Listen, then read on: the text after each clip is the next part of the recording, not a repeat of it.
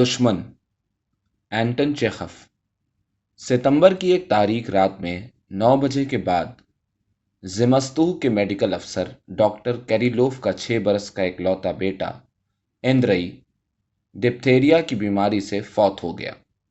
Doctor की बीवी शिद्दत गम के पहले हमले से बेहाल होकर अभी पलंग के पास गिरी थी कि दरवाजे की घंटी तेजी से बजी। डिप्थेरिया की वजह से मुलाजिमों को सुबह से घर से बाहर कर दिया गया था। कैरिलोफ इसी हाल में कमीज पहने, वास्केट के बटन खुले, दरवाज़ा खोलने पहुंच गया। उसने अपना भीगा हुआ चेहरा और कार्बोलिक से भरे हुए हाथ भी नहीं पोंछे। हॉल में अंधेरा था और जो शख्स दाखिल हुआ उसके मुतालिक वो सिर्फ इतना अंदाज़ा लगा सका कि दरमियाना कद का है। उसका मफलर सफ़ेद है और चेहरा लंबूतरा है और इतना पीला लगता था कि हॉल में उसकी वजह से रोशनी सी हो गई है। डॉक्टर घर पर हैं? उसने जल्दी से पूछा। जी, मैं घर पर हूँ, कैरिलोफ ने जवाब दिया। क्या काम है आपको? वो बड़ी खुशी हुई आपसे मिलकर। उस शख्स ने अंधेरे में डॉक्टर के हाथ को टटोला और जब मिल गया तो उसे अपने दोनों हाथों में गर्मजोशी से दबाते हुए इत्मीनान के लहजे में बोला, बहुत खुशी हुई। हम पहले भी मिल चुके हैं। मेरा नाम है एविगिन। मुझे आपसे मौसम गर्मा में गैनोचेफ के ख़ानदान के यहाँ मिलने का शरफ हासिल हो चुका है। बहुत खुशी हुई कि आप मिल गए। मेरे साथ फ़ौरन चलिए। मैं आपसे इल्तिजा करता हूँ। मेरी बीवी ख़तरनाक तौर पर बीमार है। अपनी गाड़ी यहाँ लेता आया हूँ। नौवारिद की आवाज़ और हरकत से पता चल रहा था कि इंतहाई परेशानी के आलम में है। सांस जल्दी ले रहा था और तेज़ी से कांपती हुई आवाज़ में गुफ्तगू कर रहा था, जैसे अभी अभी कहीं आग या पागल कुत्ते से बचकर आया है। वो बचकाना सादगी से अपना मतलब बयान कर रहा था। ऐसे मुख्तसर टूटे टूटे से जुमले बोल रहा था जो एक खौफजदा और घबराया हुआ इंसान बोलता है, और कई बेताल्लुक अल्फाज भी कहे जिनका मामले से कोई सरोकार नहीं था। मुझे खतरा था कि आपसे मुलाकात न होगी, उसने बात जारी रखी। सारे रास्ते बुरा हाल रहा। खुदा के लिए अपना कोट पहनिए और चलिए। बात कुछ इस तरह हुई, पॉपचेंस्की मुझसे मिलने आए। आप तो उसको जानते हैं, अलेक्जेंडर सेमेनोविच, कि हम दोनों थोड़ी देर तो बैठे बातें करते रहे। उसके बाद उठकर मेज पर गए और चाय पी। एकदम मेरी बीवी चिल्ला उठी, हाथ से दिल दबाने लगी और कुर्सी पर गिर पड़ी। हम लोग उसे उठाकर उसके कमरे तक ले गए और मैंने उसकी कनपटियों पर एम्यूनिया की मालिश की और पानी के छींटे दिए, लेकिन मुर्दे की तरह पड़ी रही। मुझे खतरा है कि कहीं शिरयानी फैलाव ना हो। चलिए, उसके वालिद का इंतकाल भी नसों के इसी फैलाव की वजह से हुआ था। कैरिलॉफ खामोशी से सुनता रहा, जैसे रूसी उसकी समझ में ही ना आती हो। जब एविगिन ने दोबारा पॉपचिंस्की और अपनी बीवी के बाप का जिक्र किया और अंधेरे में कैरिलॉफ का हाथ फिर टटोला, तो डॉक्टर ने सर उठाया और बड़ी बेताल्लुकी से रुक रुक कर बोला, माफ़ कीजिए, मैं आपके घर नहीं जा सकता। 5 मिनट हुए मेरा बेटा मर गया। नहीं, वाकई, एविगन धीरे से बोला और एक कदम पीछे हट गया। खुदाया, मुझे भी क्या बेवक्त आना था। क्या कमबख्त दिन है। वाकई अजीब बात है। क्या इत्तेफाक है। कौन सोच सकता था। उसने दरवाजे का कुंडा पकड़ा। सर झुका हुआ था, जैसे ख्याल में गुम हो। लगता था कि फैसला नहीं कर पा रहा है कि चला जाए या इल्तिजा जारी रखे। सुनिए, उसने कैरिलॉफ की कमीज पकड़ते हुए बड़े जज्बे से कहा, आपकी हालत को मैं खूब समझ सकता हूँ। खुदा जानता है कि ऐसे वक्त आपकी इनायत हासिल करने की कोशिश करते हुए मुझे शर्म आ रही है, लेकिन क्या करूं। आप खुद ही फैसला कीजिए, मैं कहाँ जाऊं। आपके सिवा यहाँ कोई डॉक्टर भी तो नहीं है। खुदा के लिए चलिए। मैं अपने लिए नहीं कह रहा, मैं बीमार नहीं हूं। उसके बाद खामोशी छा गई। कैरिलोफ ने एविगिन की तरफ पीठ कर ली। 1-2 मिनट उसी तरह खड़ा रहा और फिर आहिस्ता आहिस्ता हॉल से दीवान खाने में चला गया। उसके गैर यकीनी मैकेनिकी अंदाज को देखकर और कमरे में पहुंचकर उसने जिस महवियत से उन जले लैंप के झालरदार शेड को सीधा किया और मेज पर रखी हुई एक मोटी सी किताब खोल कर नजर डाली, उससे अंदाजा होता था कि इस वक्त उसमें न इरादा है न ख्वाहिश, और इस वक्त वो कुछ भी नहीं सोच रहा है। वो गालिबन ये भूल भी गया था कि इस वक्त एक अजनबी हॉल में खड़ा है। ऐसा लगता था कि कमरे की तारीकी और खामोशी उसके खोए खोए होने में और इजाफा कर रही थी। दीवान खाने से होकर अपने मुताल्ले के कमरे में जाते हुए उसने अपना सीधा पैर ज़रूरत से ज़्यादा ऊंचा उठाया और दरवाजे की चौखट टटोली। उसके सारे बशरे से ایک قسم کی پریشانی کا اظہار ہو رہا تھا، جیسے نئے مکان میں آ پہنچا ہے یا زندگی میں پہلی بار شراب سے مدہوش ہوا ہے، اور اب کچھ گھبرا کر اس نئے احساس کو اپنے اوپر حاوی ہونے دے رہا تھا۔ روشنی کی ایک موٹی سی لکیر مطالعے کے کمرے کی ایک دیوار پر اور کتابوں کی الماریوں پر پڑ رہی تھی۔ یہ روشنی اور اس کے ساتھ کاربولک اور ایتھر کی تیز اور کڑوی بو دروازے سے ہو کر خوابگاہوں میں آ رہی تھی، جس کے دروازے کھلے ہوئے تھے۔ ڈاکٹر میز کے پاس ایک کرسی میں دھنس گیا۔ کچھ لمحے تک وہ اپنی کتابوں کی طرف پھٹی پھٹی آنکھوں سے دیکھتا رہا، جس پر روشنی کی لہر پڑ رہی تھی۔ اس کے بعد وہ پھر اٹھا اور خوابگاہ میں چلا گیا۔ خوابگاہ میں موت کی سی خاموشی چھائی تھی۔ یہاں معمولی چیز زبان حال سے اس طوفان کی گواہی دے رہی ہے جو ابھی ابھی آیا تھا اور اب تھک ہار کر دم توڑ چکا تھا۔ یہاں اب سکون ہی سکون تھا۔ بوتلوں، ڈبوں اور شیشیوں کے ڈھیر میں ایک اسٹول پر رکھی ہوئی شمع اور خانوں دار الماری پر رکھے ہوئے ایک بڑے سے لیمپ سے پورے کمرے میں روشنی پھیلی ہوئی تھی۔ کھڑکی کے بالکل نیچے بستر پر ایک چھوٹا سا لڑکا لیٹا تھا۔ اس کی آنکھیں کھلی ہوئی تھیں اور چہرے پر حیرت کے آثار تھے۔ اس میں حرکت نہیں تھی، لیکن ہر لمحے اس کی آنکھیں سیاہ سے سیاہ تر ہوتی اور ماتھے کے اندر دھستی ہوئی سی معلوم ہوتی تھی۔ ماں اس کے پلنگ پر جھکی ہوئی تھی۔ اس کے ہاتھ اس کے جسم پر تھے اور اس کا چہرہ بستر کی چادر میں چھپا ہوا تھا۔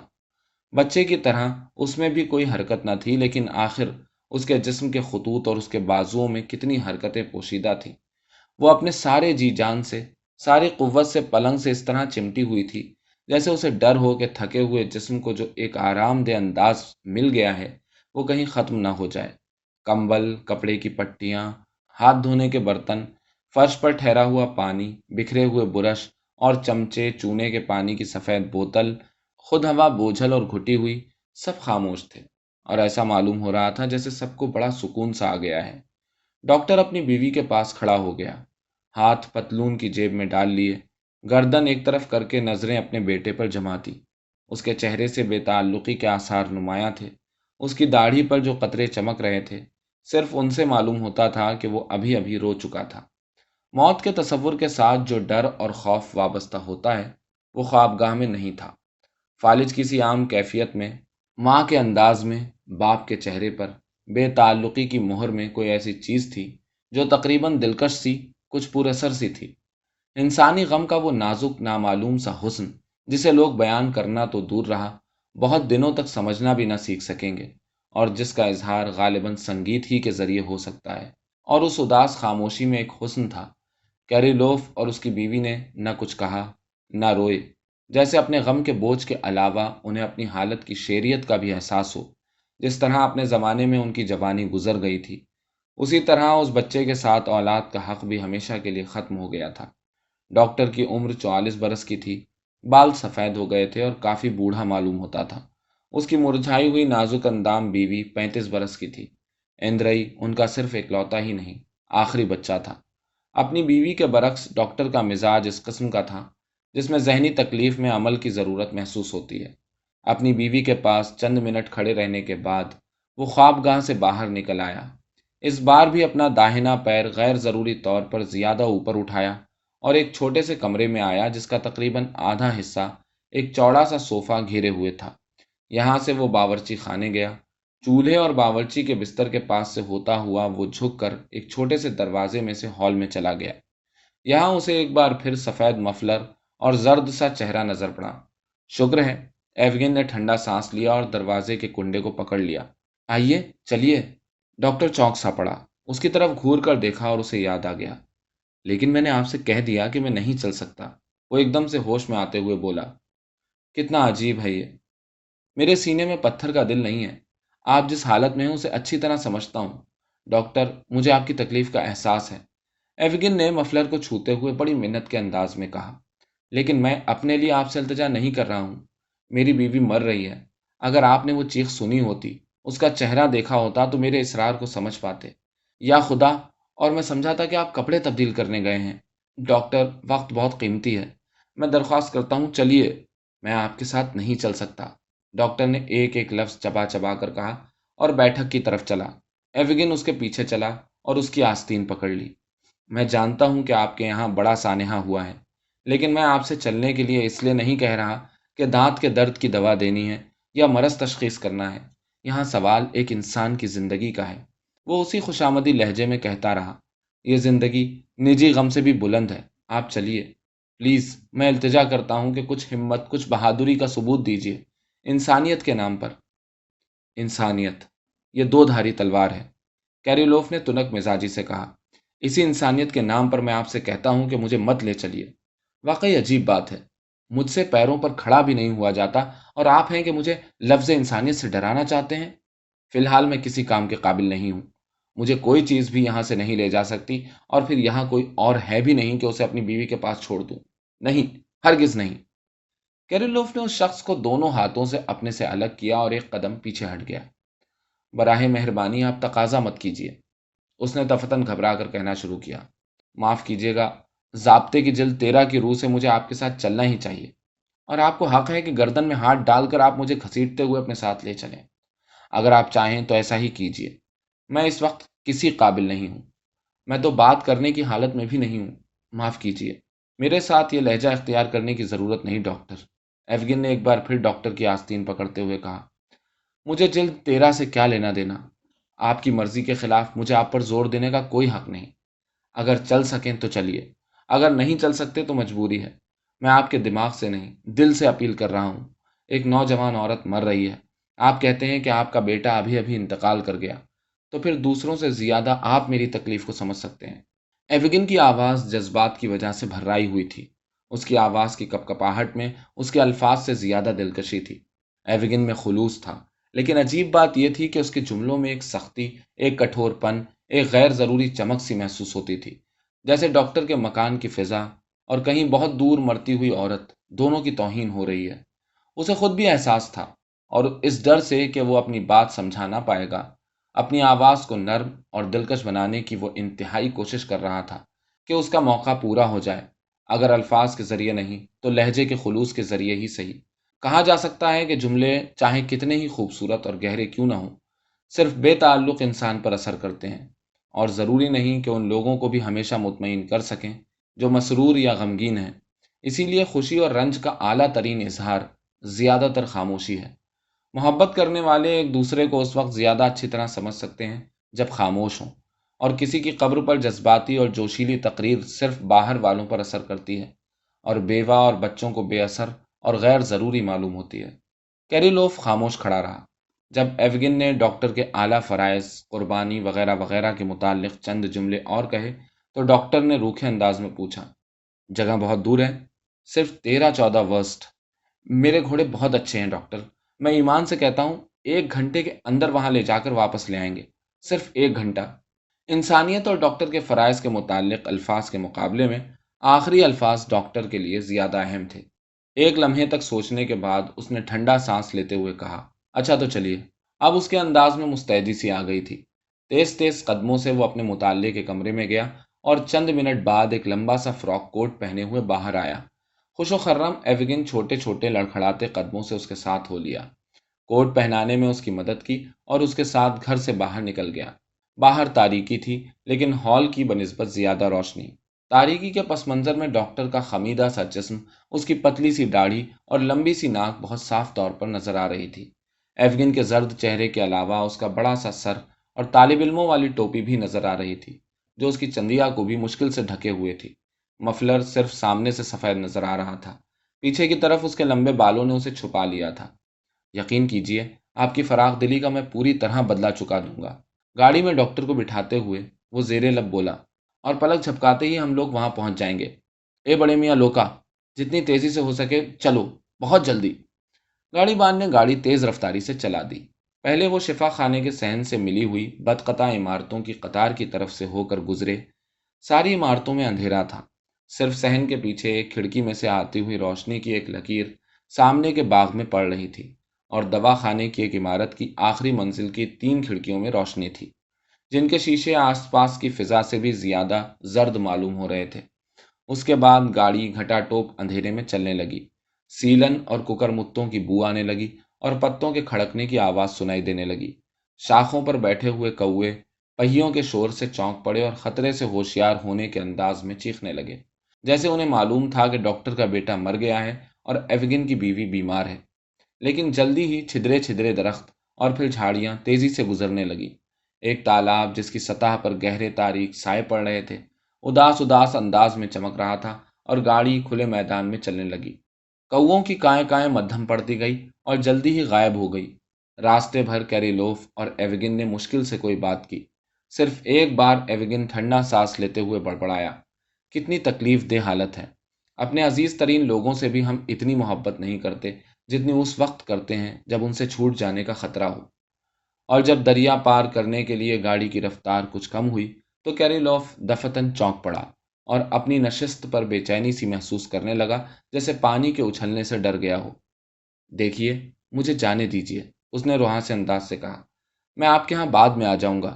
میں صرف اپنے نائب کو اپنی بیوی کے پاس بھیجنا چاہتا ہوں۔ دیکھیے نا، وہ بالکل تنہا ہے۔ ایوگن کچھ نہ بولا۔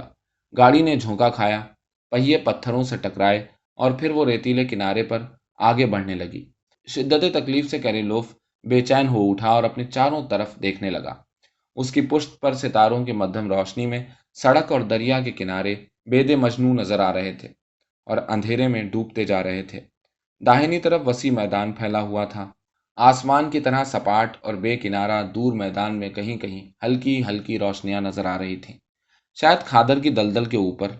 بائیں طرف سڑک کے متوازی ایک پہاڑی سلسلہ چلا گیا تھا جس پر جھاڑیاں پھیلی ہوئی تھیں اور اس کے اوپر بڑا سا سرخ ہلال ساکت و صامت تھا، کوہر سے کچھ کچھ چھپا ہوا، اور اس کے چاروں طرف ابر کے ٹکڑے تھے جو ایسا لگتا تھا کہ اسے ہر طرف سے دیکھ رہے ہیں اور اس کی نگہبانی کر رہے ہیں کہ کہیں چلا نہ جائے۔ ایسا معلوم ہوتا تھا کہ فطرت کی ایک ایک چیز پر مایوسی اور بیماری چھائی ہوئی ہے، ایک ایسی عورت کی طرح جس کی عزت برباد کی جا چکی ہو، جو ایک تاریک کمرے میں تنے تنہا ماضی کے متعلق نہ سوچنے کی کوشش کر رہی ہو۔ دھرتی کو بہار اور موسم گرما کی یادیں ستا رہی تھیں اور وہ بڑی مردہ دلی سے سرما کی ناگزیر آمد کا انتظار کر رہی تھی۔ جدھر بھی نظر پڑتی تھی فطرت ایک تاریک اتھاہ سرد غار کی طرح نظر آتی تھی، جس میں سے نہ تو کیریلوف اور ایوگن اور نہ سرخ ہلال کبھی باہر نکل سکتے تھے۔ گاڑی اپنی منزل سے جتنی نزدیک ہوتی گئی، ایوگن کی بے قراری میں بھی اضافہ ہوتا گیا۔ وہ بے چین ہو اٹھتا، کھڑا ہوتا اور گاڑی بان کے سر کے اوپر سے آگے کی طرف دیکھنے لگتا، اور جب آخرکار گاڑی ایک سائبان میں آ کر رکی جس میں بڑی خوبصورتی سے دھاری دار کینوس کا پردہ ڈالا گیا تھا اور اس نے دوسری منزل کی کھڑکیوں سے آتی ہوئی روشنی دیکھی تو سانس تیز ہو گئی۔ اگر کچھ ہو گیا تو میں برداشت نہ کر پاؤں گا، اس نے ڈاکٹر کے ساتھ ہال میں جاتے ہوئے بے قراری سے اپنے ہاتھ مل کر کہا۔ لیکن ہنگامے کی کوئی آواز نہیں آ رہی، اس لیے اب تک سب کچھ ٹھیک ہی ہوگا، اس نے خاموش فضا میں کان لگا کر سنتے ہوئے کہا۔ ہال میں نہ تو کوئی آواز تھی، نہ قدموں کی چاپ، اور ایسا لگتا تھا کہ تیز روشنیوں کے باوجود سارا مکان محو خواب ہے۔ اب ڈاکٹر اور ایوگن جو اس وقت اندھیرے میں تھے ایک دوسرے کو ٹھیک سے دیکھ سکتے تھے۔ ڈاکٹر کا قد لمبا تھا، کاندھے جھکے ہوئے تھے اور وہ بے سلیقہ انداز سے کپڑے پہنے ہوئے تھا۔ وہ قبول صورت نہیں تھا، اس کے موٹے تقریباً حبشیوں جیسے ہونٹ، نوکدار ناک اور پھیکی پھیکی غیر متعلقہ نگاہ میں کوئی ایسی چیز تھی جس میں ناگوار قسم کی درشتی، سرد موہری اور سختی پائی جاتی تھی۔ بغیر کنگھی کیے ہوئے بال، اندر کی طرف دھسی ہوئی کنپٹیاں، لمبی پتلی سی داڑھی کی قبل از وقت سفیدی اور اس میں سے کہیں کہیں جھانکتی ہوئی ٹھوڑی، جلد کا بے آب پیلا پن، انداز کی لاپرواہی اور بھونڈا پن، یہ سب چیزیں اس کی مسلسل محرومیوں، مایوسیوں، زندگی سے تھکن، لوگوں سے دلچسپی نہ رکھنے کی غمازی کرتی تھی۔ اس کی جذبات سے عاری شخصیت کو دیکھ کر گمان بھی نہ ہو سکتا تھا کہ اس شخص کی ایک بیوی ہے اور یہ ایک بچے کے لیے رو بھی سکتا ہے۔ ایوگن میں اس سے مختلف بات تھی۔ وہ گتھے ہوئے جسم کا ہٹا کٹا خوبرو شخص تھا، بڑا سا سر، واضح اور ابھرے ابھرے خطوط، جدید ترین فیشن کے مطابق بہت بڑھیا کپڑے، اس کے انداز، اس کے چست فراک کوٹ، اس کے بالوں کے انداز اور اس کے چہرے سے ایک قسم کی نوابی اکثر ظاہر ہوتی تھی۔ وہ چلتا تو سر اٹھا کر اور سینہ خوب تان کر، اور باتیں کرتا تو بہت باریک آواز میں، اور جس طرح اپنا مفلر اتارتا اور اپنے بال ٹھیک کرتا اس میں کچھ کچھ نسوانی ادا ہوتی۔ یہاں تک کہ بڑا کوٹ اتارتے وقت اس کا رنگ جس طرح پیلا پڑ گیا اور سیڑھیوں کی طرف جیسے بچوں کی طرح خوف سے اس نے دیکھا، اسے بھی عام تاثر خراب نہیں ہوا، اور نہ اس کی پوری شخصیت سے، جو اچھے کھاتے پیتے انسان ہونے، اچھی صحت اور خود اعتمادی رکھنے کا انداز ہوتا تھا، وہ زائل ہوا۔ نہ کوئی نظر آتا ہے نہ آواز آتی ہے، اس نے سیڑھیوں پر چڑھتے ہوئے کہا، اور کوئی ہنگامہ بھی نہیں ہے۔ امید رکھنی چاہیے کہ… ہال میں ڈاکٹر کو ساتھ لیے ہوئے وہ ایک بڑے سے کمرے میں پہنچا جس میں ایک بڑے سے پیانو کا سیاہ سا سایہ منڈلا رہا تھا، اور چھت پر ایک جھاڑ لٹک رہا تھا جس کے ارد گرد ایک ڈھیلا سا سفید غلاف تھا۔ اس کمرے سے ہو کر وہ لوگ ایک چھوٹے سے دیوان خانے میں پہنچے جو بڑا آرام دہ اور خوشگوار سا تھا، اور جس میں ایک طرح کی گلابی شفق سی پھولی ہوئی تھی۔ یہاں بیٹھ جائیے ڈاکٹر، اور انتظار کیجیے، ایوگن بولا۔ میں ابھی 1 منٹ میں آیا، جا کر بتاتا ہوں کہ آپ آ گئے ہیں۔ کیریلوف تنے تنہا رہ گیا۔ دیوان خانے کی آراستگی، خوشگوار سا دھندلکا، ایک اجنبی غیر مانوس سے مکان میں خود اس کی موجودگی، جو بذات خود ایک عجیب و غریب چیز تھی، اس پر ذرہ برابر اثر انداز ہوتی ہوئی نہ معلوم ہوتی تھی۔ وہ ایک آرام کرسی پر بیٹھ گیا اور اپنی کاربولک لگی ہوئی انگلیوں کو دیکھنے لگا۔ قرمزی رنگ کے لیمپ شیڈ اور بڑے وائلن کی طرف مشکل ہی سے نگاہ ڈالی، مگر ٹک ٹک کرتی گھڑی کی طرف نظر اٹھا کر دیکھتے ہوئے اسے ایک بھوسا بھرا ہوا بھیڑیا ضرور نظر آیا، جو خود ایوگن کی طرح ہٹا کٹا اور خوب کھایا پیا معلوم ہو رہا تھا۔ ہر طرف خاموشی تھی۔ بہت دور ایک دوسرے کمرے میں کسی کے منہ سے زور سے ایک آہ نکلی، ایک شیشے کا دروازہ، شاید کپڑے کی الماری کا دروازہ، دھڑ سے ہوا، اور ایک بار پھر ہر طرف خاموشی چھا گئی۔ 5 1 منٹ بعد کیریلوف نے اپنے ہاتھوں سے نظریں اٹھائیں اور اس دروازے کی طرف دیکھنے لگا جس سے ایوگن غائب ہو گیا تھا۔ ایوگن دروازے پر کھڑا ہوا تھا، لیکن اب وہ نہیں تھا جو کمرے سے باہر گیا تھا۔ اس کی تر و تازگی اور ستھرا سا بانک پن اس کا ساتھ چھوڑ چکا تھا۔ اس کے چہرے، اس کے ہاتھوں اور اس کی حیت میں ایک ایسا گھناؤنا پن سا تھا جسے پوری طرح خوف و دہشت بھی نہیں کہہ سکتے، اور نہ جسمانی تکلیف۔ اس کی ناک، ہونٹ، مونچھیں، سب چیزیں بھڑک رہی تھیں، جیسے اپنے آپ کو اس کے چہرے سے نوچ ڈالنا چاہتی ہیں۔ اس کی آنکھوں میں درد کی جھلک تھی۔ لمبے لمبے بھاری قدموں سے وہ دیوان خانے کے بیچ میں آیا اور پھر آگے کی طرف بڑھا، کراہا اور مٹھیاں بھینچ کر ہاتھ ہلانے لگا۔ مجھے دھوکہ دے گئی۔ لفظ دھوکہ کے درمیانی حروف پر زور دیتے ہوئے وہ چیخا۔ مجھے دھوکہ دے گئی، چھوڑ گئی، بیمار پڑی، اور مجھے ڈاکٹر کیا بھیج دیا کہ اس مسخرے کے ساتھ، پاپچنسکی کے ساتھ بھاگ جائے۔ پروردگار! ایوگن بھاری بھاری قدموں سے ڈاکٹر کے نزدیک گیا، اپنی نرم سفید مٹھی اس کے منہ کے سامنے بھینچ کر چلانے لگا۔ مجھے چھوڑ گئی، دھوکہ دے گئی، یہ سب جھوٹ کیوں گڑھا گیا؟ خدایا، یہ ذلیل بے ایمانی کی ترکیب، یہ دغا بازی، فریب کا کھیل کیوں؟ آخر میں نے اسے کیا تکلیف دی تھی؟ مجھے چھوڑ گئی۔ اس کے رخساروں پر آنسو بہنے لگے۔ مڑ کر وہ دیوان خانے میں ادھر سے ادھر چکر لگانے لگا، اپنے چھوٹے فراک کوٹ، فیشنیبل پتلی موہری کے پتلون میں جس میں اس کے پیر اس کے جسم کی مناسبت سے بہت پتلے معلوم ہوتے تھے، اپنے بڑے سے سر اور لمبے لمبے بالوں میں وہ پہلے سے زیادہ شیر کی طرح نظر آ رہا تھا۔ ڈاکٹر کے غیر متعلقہ سے انداز میں جستجو کی ایک لہر پیدا ہوئی۔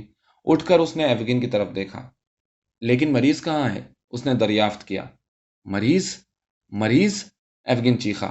وہ ہنس رہا تھا اور رو رہا تھا، اور اب بھی مٹھیاں بھینچے ہوئے ہاتھ ہلا رہا تھا۔ وہ مریض نہیں، بدبخت عورت ہے۔ کتنی کمینگی، کتنی بےہودگی! یقین کیجئے کہ خود شیطان بھی اس سے زیادہ قابل نفرت بات نہیں سوچ سکتا تھا۔ مجھے بھیج دیا تاکہ خود بھاگ سکے؟ اس چھیلے، اس کڑ مغز مسخرے اور اس بھڑوے کے ساتھ بھاگ جائے؟ یا خدا، مر جاتی تو زیادہ اچھا ہوتا۔ میں اسے کبھی برداشت نہ کر سکوں گا، کبھی نہیں۔ ڈاکٹر نے اپنے آپ کو سنبھالا، پلکیں زور زور سے جھپکانے لگا۔ آنکھوں میں آنسو تھے۔ جبڑا چلنے کے ساتھ اس کی پتلی سی داڑھی بائیں سے دائیں کو جھول رہی تھی۔ معاف کیجیے گا، ان سب باتوں کا مطلب کیا ہے؟ اس نے چاروں طرف متجسس نگاہوں سے دیکھا۔ میرا بچہ مر گیا، میری بیوی شدت غم سے نڈھال پڑی ہے، گھر میں تنے تنہا، میں خود مشکل سے کھڑا ہو پا رہا ہوں، 3 راتوں سے سویا نہیں ہوں۔ اب میرے سامنے یہ سب کیا ہے؟ کسی گھٹیا قسم کے تماشے میں مجھے بھی شامل کر لیا گیا ہے، جیسے میں تھیٹر کا ساز و سامان ہوں۔ میری میری سمجھ میں نہیں آتا۔ ایوگن نے ایک مٹھی کھولی، ایک مڑا ہوا کاغذ کا ٹکڑا فرش پر پھینکا اور اسے پیروں سے مسل دیا جیسے کوئی کیڑا ہو، جیسے وہ اسے مارنا چاہتا ہو۔ اور مجھے نہ کوئی شبہ ہوا، نہ کچھ سمجھ سکا، اس نے دانت بھینچ کر اپنے منہ کے مقابل گھونسا دکھاتے ہوئے کہا۔ اس کے بشرے سے ایسا معلوم ہو رہا تھا جیسے کوئی اس کے پاؤں کی انگلیاں کچلے دے رہا ہے۔ میں نے کبھی غور بھی نہیں کیا کہ روز روز کیوں آتا ہے، کبھی اس پر غور نہیں کیا کہ آج وہ گاڑی میں آیا تھا، گاڑی میں کیوں آیا، اور مجھ کور چشم اندھے آدمی نے کچھ بھی تو محسوس نہیں کیا۔ کتنا بے وقوف ہوں میں، میری سمجھ میں کچھ نہیں آتا، ڈاکٹر بڑبڑایا۔ آخر اس کے معنی کیا ہیں؟ یہ تو ایک انسان کی سراسر توہین ہے، انسانی غم کا مذاق اڑانا ہوا۔ یہ تو کچھ عجیب سی بات ہے، ساری زندگی میں کبھی یہ نہیں دیکھا۔ ایک ایسے شخص کی طرح جسے یہ احساس ہونا شروع ہوا ہو کہ اس کی بڑی بری توہین کی گئی ہے، ڈاکٹر نے بڑی بے اعتباری سے کندھے جھٹکے، دونوں ہاتھ اٹھائے اور کچھ کہہ نہ سکا، بس آرام کرسی پر گر گیا۔ تو اب وہ مجھ سے محبت نہیں کرتی، کسی دوسرے کو چاہتی ہے؟ اچھی بات ہے، لیکن یہ دھوکہ کیوں؟ یہ کمینے پن اور دغا بازی کی حرکت کیوں؟ ایفگن کی آواز رند گئی تھی۔ اسے فائدہ کیا ہوا؟ اور یہ ہوا کیوں؟ میں نے تمہیں کب کوئی تکلیف دی تھی؟ ڈاکٹر، وہ کیریلوف کے نزدیک جا کر بےتابی سے چیخ پڑا، آپ بلا ارادہ میری بدبختی کے گواہ رہے ہیں، اور میں آپ سے حقیقت نہیں چھپاؤں گا۔ میں قسم کھا کے کہتا ہوں کہ میں اس عورت سے محبت کرتا تھا، اس کی پوجا کرتا تھا، اس کا غلام تھا، اس کی خاطر اپنے عزیزوں کو چھوڑا، ملازمت چھوڑی، میوزک کو چھوڑ دیا، اس کی ایسی ایسی چیزیں نظر انداز کر دیں کہ اپنی ماں اور بہن تک میں معاف نہ کرتا، کبھی دشمن کی نگاہ سے اسے دیکھا تک نہیں، میں نے ذرا سی شکایت کا کبھی موقع نہیں دیا۔ میں خواہ محبت نہیں مانگتا، پھر یہ جھوٹ کا تومار کیوں کھڑا کیا گیا؟ اگر مجھ سے محبت نہیں ہے تو صاف صاف کہہ دو، ان سب چیزوں کے متعلق میرے خیالات سے تو وہ واقف ہی تھی۔ ایفگن کی آنکھوں میں آنسو تھے، سارا جسم کانپ رہا تھا، اور اس طرح اس نے پورے خلوص کے ساتھ ڈاکٹر کے سامنے اپنا دل کھول کر رکھ دیا۔ وہ بڑے جذباتی انداز میں بات کر رہا تھا، دل کو ہاتھوں سے دبائے بغیر کسی جھجک کے اپنے گھریلو راز بتا رہا تھا، اور واقعی یہ معلوم ہو رہا تھا کہ اسے خوشی ہے کہ یہ راز افشا کر کے اس کا سینہ ہلکا ہو رہا ہے۔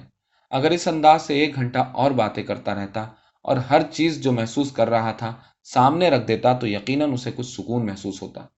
کون جانے، اگر ڈاکٹر دوستانہ ہمدردی کے ساتھ اس کی ساری باتیں سن سکتا تو، جیسا کہ اکثر ہوتا ہے، شاید وہ بھی زبان پر ایک حرف شکایت لائے بغیر اپنی قسمت کے آگے سر تسلیم خم کر دیتا اور غیر ضروری حماقتیں نہ کرتا۔ لیکن ایسا نہ ہوا۔ جس وقت ایفگن بول رہا تھا تو صاف نظر آ رہا تھا کہ ڈاکٹر کے چہرے کا رنگ بدل رہا ہے۔ اس کے چہرے پر بے تعلقی اور حیرت کے جو آثار تھے وہ آہستہ آہستہ انتہائی ناراضگی اور غیظ و غضب میں بدل گئے۔ اس کے خط و خال اور زیادہ درست، کرخت اور بدحیت ہو گئے۔ جب ایفگن نے ایک خوبصورت نوجوان عورت کی تصویر اس کی آنکھوں کے سامنے بڑھائی جس کا چہرہ ایک راہبہ کی طرح کرخت اور جذبات سے عاری تھا، اور اس نے پوچھا کہ کسی کو شبہ بھی ہو سکتا ہے کہ ایسی شکل و صورت کی عورت جھوٹ بول سکتی ہے، تو ڈاکٹر دفتن اچھل کر کھڑا ہو گیا۔ اس کی آنکھوں میں ایک وحشیانہ چمک تھی۔ وہ ہر لفظ پر زور دے کر بولا، یہ سب کچھ مجھ سے کیوں کہہ رہے ہو؟ مجھے کوئی دلچسپی نہیں، میں تمہاری ایک بات نہیں سنوں گا۔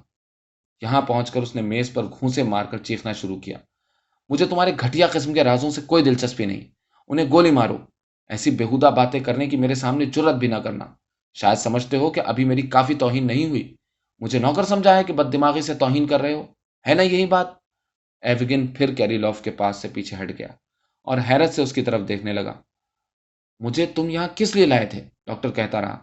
اس کی داڑھی ہل رہی تھی۔ تم نے شادی کی اس لیے کہ شاید اس سے بہتر کوئی اور کام دل بہلانے کے لیے نہیں تھا، اور اسی طرح تم یہ نوٹنکی پوری کر سکتے ہو، لیکن میرا اس سے کیا تعلق؟ تمہارے عشق کی وارداتوں سے میرا کیا واسطہ؟ میری جان بخشو، بڑے آدمیوں والی ہاتھا پائی کرو، اپنے انسانی آدرشوں کی خوب خوب نمائش کرو۔ یہاں ڈاکٹر نے بڑے وائلن کو گھور کے دیکھا۔ نفیری بجاؤ یا نقارہ، خسی بکرے کی طرح کھا کھا کے موٹے ہو، لیکن انسانوں کا مذاق اڑانے کی کوشش مت کرو۔ اگر ان کی عزت نہیں کر سکتے تو کم از کم ان کی زندگی میں دخل مت دو۔ معاف کیجیے گا، مگر اس کا مطلب کیا ہے؟ ایفگن بولا، اس کا چہرہ تمتما رہا تھا۔ اس کا مطلب یہ ہے کہ لوگوں کے ساتھ اس طرح کھیلنا کمینی اور گھٹیا حرکت ہے۔ میں ڈاکٹر ہوں۔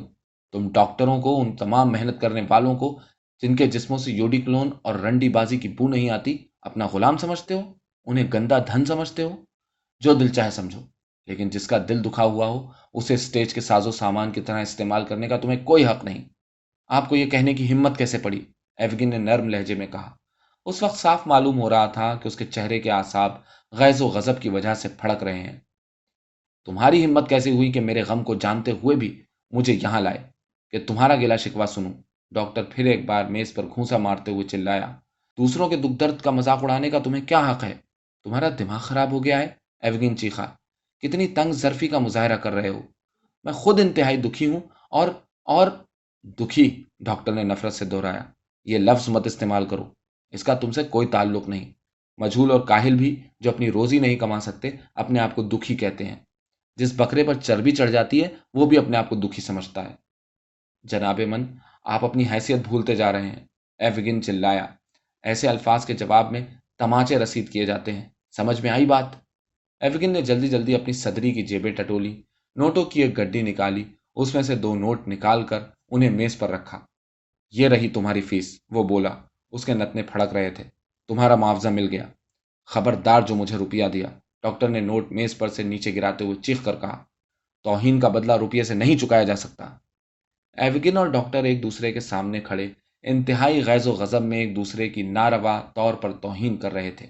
उन लोगों ने शायद अपनी सारी जिंदगी में यहाँ तक कि सरसामी कैफियत में भी इतने गलत, तकलीफ दे और बेहुदा जुमले कभी न कहे होंगे। दोनों में दुखी इंसानों की खुदनुमाई उभर आई थी। जिन्हें दुख होता है उनमें खुदनुमाई, गुस्सा और बेरहमी पैदा हो जाती है, और वो बेवकूफ़ों के मुकाबले में भी एक दूसरे को कम समझ पाते हैं। कम नसीबी लोगों को मिलाने के बजाय उन्हें अलग करती है, और ऐसे मौक़ों पर भी जब यह समझा जाता है कि बदबख्ती की यकसानियत शायद लोगों को मिला दे, तो उस वक्त भी ये लोग ऐसे लोगों के मुकाबले में ज़्यादा कठोर हो जाते हैं जो निस्बतन इत्मीनान की ज़िंदगी बसर कर रहे हों। मेहरबानी करके मुझे घर भिजवा दीजिए, डॉक्टर चिल्लाया। उसके सीने में सांस नहीं समा रहा था। एवगिन ने हाथ की घंटी बड़ी तेजी से बजाई। जब उसकी आवाज़ पर कोई ना आया तो उसने दोबारा घंटी बजाई और घंटी को गुस्से से फर्श पर पटक दिया। कालीन पर गिरकर घंटी से एक खोखली सी आवाज़ पैदा हुई, और जैसे शिकायत करती हुई उसकी दिलखराश आवाज़ गुम हो गई। एक दरबान हाजिर हुआ। कहाँ छुपे बैठे थे कमबख्त? मुट्ठियां भींचकर उसकी तरफ लपकते हुए मालिक चिल्लाया। जाकर इन साहब के लिए गाड़ी तैयार कराओ और मेरे लिए बग्घी तैयार कराओ। ठहरो! दरबान जाने के लिए मुड़ा तो वो फिर चिल्लाया। कल यहाँ एक गद्दार भी न रह जाए। सबको निकाल बाहर करो। मैं नए नौकर रखूंगा, सुअर कहीं के। गाड़ी के इंतजार के दौरान में एवगिन और डॉक्टर खामोश रहे। एवगिन के चेहरे की तरोताजगी और नाजुक अंदाज फिर से वापस आ गए थे। वो कमरे में टहल रहा था, बड़ी आन बान के साथ सर हिला हिला कर, जैसे कुछ मंसूबा बना रहा हो। अभी उसका गुस्सा खत्म न हुआ था, लेकिन सूरत ऐसी बना रहा था जैसे अपने दुश्मन की मौजूदगी का एहसास ही न हो। डॉक्टर खामोश खड़ा था, एक हाथ मेज पर रखे, एवगिन को इंतहाई शदीद मकरूह और तकरीबन कठोरपन लिए हुए नफरत से देख रहा था, जिसका मुजाहरा गरीब और मफलूकुल हाल उस वक्त कर सकते हैं जब उन्हें सैरी और शान शौकत का मुकाबला करना होता है। थोड़ी देर बाद जब डॉक्टर घर जाने के लिए गाड़ी में बैठ गया तो उस वक्त भी उसकी आंखों में हिकारत की चमक बाकी थी। हर तरफ तारीकी थी, 1 घंटे पहले जैसी तारीकी थी, बिल्कुल उससे कहीं ज्यादा। सुर्ख बारीक चांद पहाड़ी के पीछे छुप गया था, और निगरानी करने वाले बादल तारों के चारों तरफ सियाह धब्बों की शक्ल में बिखरे हुए थे। सड़क पर पहियों की आवाज पीछे से आ रही थी, और चमकता हुआ सुर्ख चराग हाथ में लिए कोचवान डॉक्टर से आगे बढ़ गया। यह एवगिन था, जो एहतजाज करने पर, हिमाकतें करने पर तुला हुआ था। सारे रास्ते डॉक्टर ने ना तो अपनी बीवी के मुतालिक सोचा, न इंदिरई के बारे में, बल्कि एवगिन और उसके घर के दूसरे रहने वालों के मुतालिक सोचता रहा, जहां से अभी अभी वो आया था। उसके ख्यालात नामुनासिब और बेरहम थे। उसने एवगिन, एवगिन की बीवी, पॉपचेंस्की और मुअत्तर गुलाबी धुंधलके में रहने वाले हर शख्स को काबिल मलामत ठहराया, और सारे रास्ते उन्हें काबिल नफरत व हिकारत ठहराता रहा, यहाँ तक कि उसके दिल में दर्द होने लगा, और उन लोगों के बारे में उसके दिल में ऐसे रवैये ने जड़ पकड़ ली जो बिल्कुल नामुनासिब था। वक्त गुजर जाएगा और कैरीलोव का गम भी गुजर जाएगा, लेकिन वो नामुनासिब रवैया जो इंसानी दिल को जेब नहीं देता नहीं गुजरेगा, बल्कि मरते दम तक डॉक्टर के साथ रहेगा।